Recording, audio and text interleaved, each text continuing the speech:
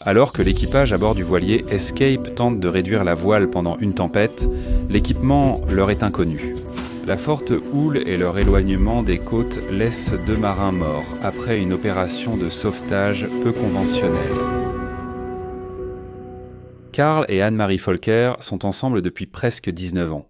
Fidèles à leur esprit d'aventure, ils se marinent sur une plage de l'île Maurice. En 2016, ils décident de quitter leur vie d'entreprise à Cologne pour réaliser leur rêve, faire le tour du monde en voilier. Même si leurs amis et leur famille pensent que c'est fou, Karl et Anna-Marie commandent pour la construction du voilier Escape.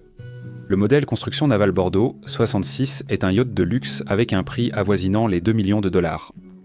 Escape mesure 20,6 mètres de long et 5,5 mètres de large. L'architecte Philippe Briand-Bonnet a eu du mal à concevoir un navire aussi grand pour qu'un petit équipage puisse le manœuvrer. L'un de ces défis est la façon dont la grand voile est rangée. Sur un petit yacht, il suffit de la plier en zigzag, une technique appelée flaking, puis de l'attacher à la baume. C'est facile à faire avec une voile légère, mais sur un yacht plus grand comme l'Escape, la voile est trop grande et trop lourde pour Karl et Anne-Marie pour qu'ils puissent la manipuler seuls. Bonnet, l'architecte naval, envisage d'enrouler ou de rouler la voile dans le mât. C'est une bonne solution parce que vous pouvez enrouler la voile facilement même si vous naviguez vent arrière. Mais l'enroulement dans le mât donne un mât lourd et volumineux ainsi qu'une petite voile, ce qui n'est pas idéal pour un grand yacht. Alors Bonnet décide d'utiliser une baume à enrouleur, qui permet d'enrouler ou de rouler la voile dans la baume. Cela rend la baume plus lourde et ce n'est pas comme l'enroulement dans le mât. Lorsque Karl et Anne-Marie enroulent la voile, ils doivent tellement se mettre face au vent pour enlever la pression sur la voile afin qu'elle puisse s'enrouler librement. Se mettre face au vent n'est pas un problème pour eux. La majorité des yachts doivent de toute façon le faire, donc cela a peu d'importance. Sur le pont, le cockpit est séparé en 2 zones. Une zone est dédiée à la détente, ce qu'Anna-Marie apprécie, et l'autre à la manœuvre du navire, qui est le domaine de Karl. Après 3 ans de planification et de construction, Karl et Anne-Marie lancent des baptises d'Escape avec la traditionnelle bouteille de champagne en mars 2019.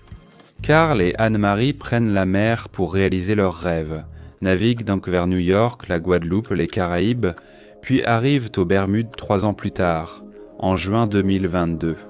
Le 8 juin 2022, Karl Frank et sa femme, Anne-Marie, se préparent à naviguer des Bermudes vers la Nouvelle-Écosse.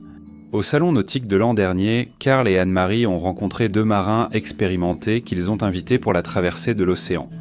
Pour les étapes les plus longues et les plus difficiles du voyage, Karl aime avoir quelques mains supplémentaires sur le pont.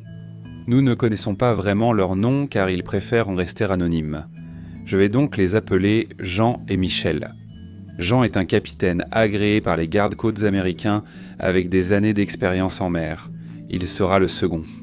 Michel est également un marin expérimenté et sera le 3e officier pendant le voyage. Alors que Karl les guide autour du navire, il leur montre les zones qu'il considère comme dangereuses. Karl s'inquiète surtout de la tâche de l'écoute de grand voile près des 2 postes de barre, soit la corde fixée à l'extrémité de la baume pour la régler en position centrale. Il l'explique clairement. La grand voile s'enroule dans la baume, ce qui la rend plus lourde que sur d'autres yachts, et cela met l'écoute de grand voile sous une pression plus importante. Tout le monde est content et prêt à partir. Le 9 juin, Escape lève l'ancre à Bermude et part comme prévu, faisant ses adieux à la magnifique eau turquoise et aux plages de sable doré. Comme John et Mike sont nouveaux sur le bateau, Karl leur assigne la barre. Il est préférable que les nouveaux membres d'équipage aient un seul poste sur un yacht jusqu'à ce qu'ils maîtrisent les subtilités du bateau. Ils commencent avec la tâche la plus facile, Anne-Marie s'occupera de l'écoute de la grand voile et Karl prendra les commandes les plus compliquées et donnera les instructions. C'est une belle journée ensoleillée et le vent souffle à 15 nœuds. Une fois qu'ils sont sortis du port, ils estent la grand voile et déroulent le génois à l'avant du yacht. Avec le vent venant de l'arrière, Anne-Marie relâche les écoutes de la grand voile pour que la voile attrape le vent. L'un des dangers de la navigation vent arrière est que l'écoute de grand voile est complètement déroulée. L'écoute de grand voile est la corde qui relie l'extrémité de la baume au yacht. Elle contrôle la position de la baume. Si le vent change de direction et attrape la voile sous un autre angle, la baume pourrait balayer complètement d'un côté à l'autre du yacht, sans rien pour l'arrêter. C'est ce qu'on appelle un empannage incontrôlé. Et si quelqu'un se trouve sur le passage, il peut facilement être projeté par-dessus bord, blessé ou tué, si la baume le frappe. Carl demande à l'équipage d'installer un reteneur pour maintenir la baume en position. Ce reteneur est une corde fixée à la baume. Elle avance jusqu'à la proue, puis revient à un winch dans le cockpit, près de celui de l'écoute de grand voile. Jean et Mike montent sur le bateau pour la première fois. Ils prennent la barre tour à tour quelques heures le premier jour pour s'habituer à manœuvrer Escape. Au cours des 20 premières heures, ils parcourent près de 200 milles nautiques en naviguant vent arrière. La nuit tombe et Carl est sur de quart. Pendant le quart de Carl cette nuit-là, un grain arrive. Carl ordonne à tous de monter sur le pont, attribue les postes et explique la procédure de prise de riz à l'équipage. Le vent s'est levé, alors Carl réduit la voilure. Pour réduire la voilure, il descend légèrement la voile et l'attache à la baume, ce qu'on appelle un riz. C'est leur première fois à prendre un riz en équipe. Le vent et la pluie les fouettent pendant la rafale. Jean, le second officier, tient la barre. Anne-Marie prend en charge l'écoute de grand voile, qui est fixée au pont du cockpit, puis remonte jusqu'à la baume et redescend vers un winch électrique dédié. Elle doit coordonner le halba et l'écoute de grand voile, en relâchant le halba tout en reprenant le mou sur l'écoute de grand voile. Carl avance pour contrôler la grand voile depuis un ensemble de winches électriques à la base du mât. Quelques heures plus tard, ils prennent un deuxième riz. Avec des vents stables à 25 nœuds, John met Escape face au vent pour relâcher la pression sur la grand voile. Si le vent prend dans la voile, cela met trop de pression sur le système d'enroulement dans la baume et ils ne pourront pas affaler la voile. En orientant le yacht face au vent, la baume reste au centre du bateau tandis que le vent s'écoule uniformément des deux côtés, équilibrant la pression sur le système d'enroulement et lui permettant de fonctionner sans à-coups. Lors de chaque prise de riz, Jean et Mike alternent à la barre, tandis qu'Anne-Marie règle l'écoute de grand voile pour centrer la baume. Après avoir pris plusieurs risses lors de leur première nuit à bord, Jean et Mike aident à larguer les ris et à hisser la voile à sa hauteur maximale. Le lever du soleil leur remonte le moral pendant qu'ils savourent une tasse de café bien chaud. Au cours des 24 heures suivantes, le temps se calme, avec des vents allant de 10 à 18 nœuds. Bien qu'ils aient toutes les voiles dehors, ils décident d'allumer le moteur pendant plusieurs heures en naviguant vent arrière dans ces conditions légères. Carl descend sous le pont pour télécharger les mises à jour météo. Au bout de 2 jours et demi, la météo et la traversée sont exactement comme prévu, et Escape est confortablement en avance sur le planning. Les bulletins météo indiquent qu'à minuit ou peu après 1h du matin, le vent tombera à 12 nœuds et devrait encore diminuer pendant la nuit après le coucher du soleil. John, le second officier, prend la veille de 21h à 1h du matin. Escape navigue confortablement à 9 nœuds avec des vents de 18 à 20 nœuds sous voile complète. Carl descend sous le pont pour se reposer avant sa veille de 1h à 5h du matin. Carl est soudain réveillé par sa femme, Anna-Marie, dont la voix est urgente. Il n'est descendu que depuis 1 heure, mais Escape gîte. Le vent a atteint 25 nœuds avec des rafales proches de 30 nœuds. Le troisième officier, Mike, lutte pour garder le contrôle à la barre. Ils latte contre les vents pendant 2 heures, mais vers minuit, ils parviennent à s'échapper. Naviguant sans encombre, Carl se dirige vers sa cabine pour enfin prendre un repos bien mérité. Il ne s'écoule qu'une demi-heure avant qu'Anne-Marie ne réveille Carl à nouveau. Ils ont affronté une tempête imprévue à 350 milles nautiques au sud de la Nouvelle-Écosse. Les vents atteignent 35 nœuds et l'Escape affronte des vagues de près de 6 mètres sous une pluie battante. L'Escape est gîté, presque couché, tandis que vent et vagues s'intensifient. Carl demande un deuxième riz. Il démarre le moteur et tout le monde prend sa position. Carl fait signe à John de diriger l'Escape face au vent. Des vagues de 8 mètres s'écrasent sur le pont, faisant rouler l'Escape d'un côté à l'autre. Carl enroule d'abord la voile de génois à l'avant, avant la grand voile. Anna-Marie prépare le winch de grand voile pour centrer la baume. On ne sait pas exactement pourquoi, mais alors qu'Escape roule sur les vagues, la baume oscille violemment, hors de contrôle entre l'écoute de grand voile et le retenu. Dans la forte houle et une situation qui empire vite, l'un ou l'autre, Anne-Marie relâche d'abord la retenue au lieu de tendre le winch d'écoute de grand voile, provoquant le balancement soudain de la baume. ou le winch se bloque, l'empêchant de reprendre le mou et de centrer la baume. Ou peut-être que des drisses s'en mêlent dans le vent fort. Dans l'urgence de la situation, Carl crie des ordres en allemand que John et Mike, les deux Américains, ne comprennent pas. Carl abandonne précipitamment le Génois et se précipite pour aider Anne-Marie. Escape se cabre face au vent tandis que la baume oscille violemment. Heureusement, le reteneur est fixé, ce qui ralentit la baume et évite qu'elle ne balaie le pont entier. Mais les coudes de grand voile lâches fouettent dans le vent. Si elle frappait quelqu'un, la personne risquerait d'être grièvement blessée ou tuée. Elle frappe Anne-Marie, la projetant au sol comme un fouet d'une demi-tonne. Le troisième officier l'appelle et Carl accourt pour l'aider, tandis que la baume balance violemment. Le second officier crie à Carl que la baume revient, mais il est déjà trop tard. Alors que la baume se balance, l'écoute de grand voile fait une deuxième victime, frappant Carl sur le côté et le projetant sur le pont. Sa jambe gauche heurte la banquette du cockpit et est écrasée sous le genou. Avec des fractures ouvertes et l'os qui perce la peau, Carl commence à perdre du sang. En 10 secondes, Carl et Anna-Marie sont grièvement blessés. La force de la baume qui oscille violemment casse la corde de retenue. La baume s'écrase sur le pont, rompant l'écoute de grand voile, ne laissant aucune corde attachée pour la sécuriser ou même la ralentir. Le troisième officier, Mike, se précipite pour sauver Anne-Marie, tandis que l'écoute de grand voile déchirée fouette dangereusement au-dessus d'eux. Elle a été assommée, il la tire dans le cockpit et la couche sur le dos. Il soigne Carl, utilisant une longe de gilet de sauvetage comme garrot pour stopper l'hémorragie. John, second officier, court sous le pont pour prendre la trousse médicale et la balise de détresse afin d'envoyer un signal d'urgence. Sous le pont, il lance un mayday pour demander de l'aide urgente, mais la radio reste silencieuse. Mike tente à Carl le téléphone satellite pour passer un appel d'urgence, tandis que Jean continue sur la Very High Frequency. Carl serre les dents malgré la douleur, une écharde remontant le long de sa jambe pendant qu'il compose les numéros d'urgence. À 3h15 du matin, il contacte des stations en Allemagne, Halifax et Boston. Ils demandent une évacuation médicale immédiate pour les membres d'équipage blessés et établissent un calendrier pour les mises à jour. Escape reste hors de contrôle, ses voiles claquent violemment et la baume qui oscille continue de semer le chaos.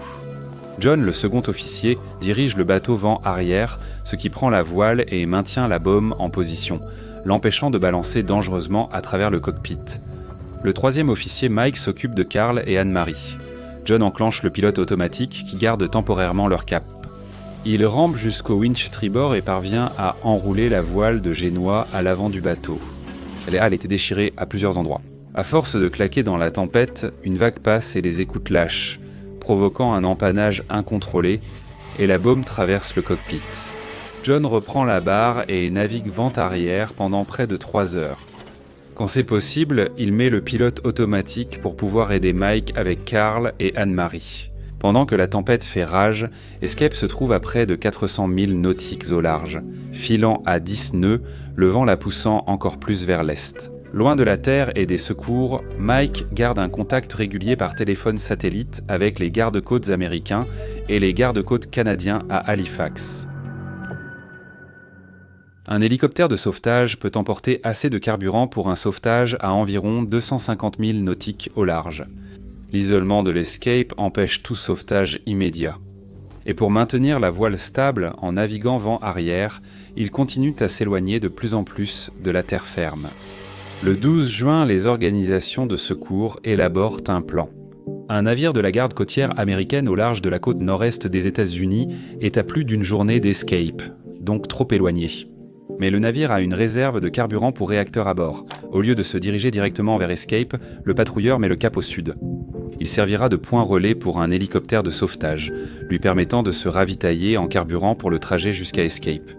Alors que le patrouilleur avance, un hélicoptère de la garde côtière américaine décolle avec 2 plongeurs pour le rejoindre. L'hélicoptère atterrit sur le navire de la garde côtière, se ravitaille puis repart vers Escape.